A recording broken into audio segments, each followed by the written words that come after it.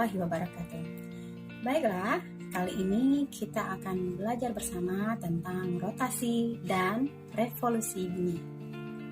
Bumi mengalami dua gerakan sekaligus, yaitu rotasi dan revolusi. Rotasi bumi adalah perputaran bumi pada porosnya dari arah barat ke timur. Lamanya proses rotasi bumi ini disebut dengan kala rotasi, yang membutuhkan waktu selama 23 jam, 56 menit, dan 4 detik, atau digenapkan menjadi 24 jam.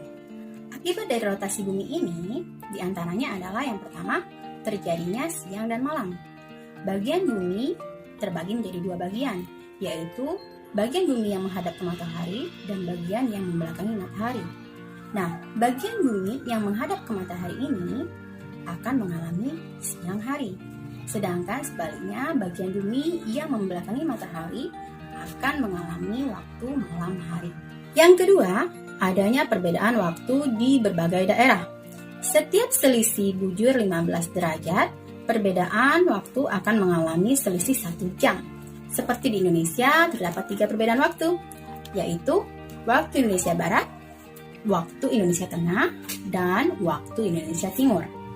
Selanjutnya, gerak semu harian matahari. Gerak semu harian matahari ditunjukkan oleh adanya matahari yang seolah-olah bergerak mengelilingi bumi.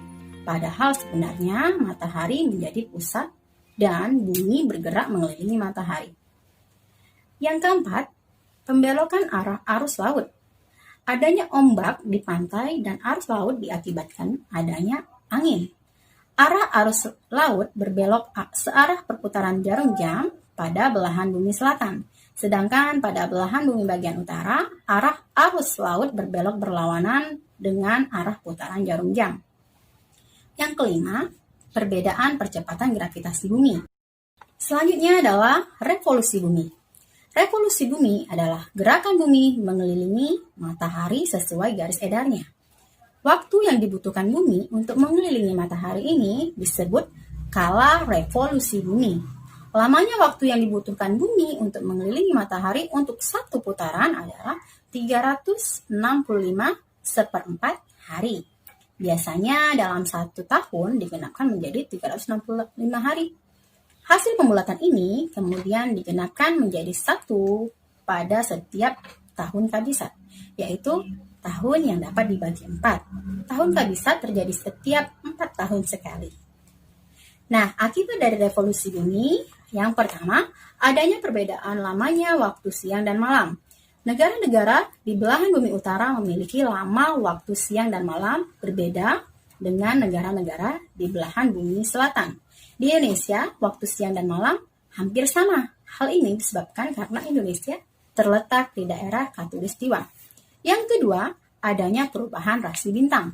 Rasi bintang di langit akan terlihat berbeda-beda setiap bulannya. Hal ini terjadi karena akibat revolusi bumi. Rasi bintang yang terlihat di langit akan terlihat berbeda dari satu waktu ke waktu lainnya. Yang ketiga, adanya gerak semu tahunan matahari.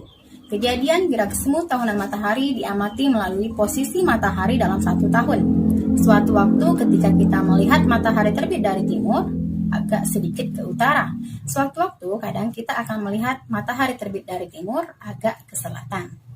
Yang keempat, adanya perubahan musim. Indonesia terletak di daerah Khatulistiwa. Oleh sebab itu, Indonesia hanya memiliki 2 musim, yaitu musim panas dan musim hujan.